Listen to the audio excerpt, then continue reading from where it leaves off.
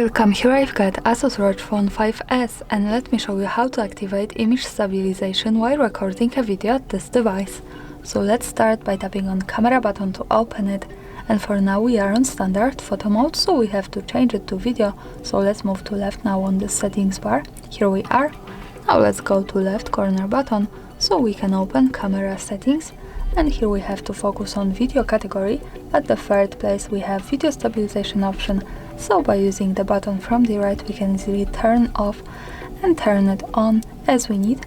And here also in this device we get one extra way to stabilize our video better. So let's move back to video preview and move up to this button, the second from the right.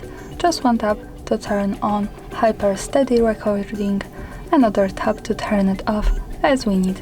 And that's all. Thanks for watching, subscribe our channel and leave the thumbs up.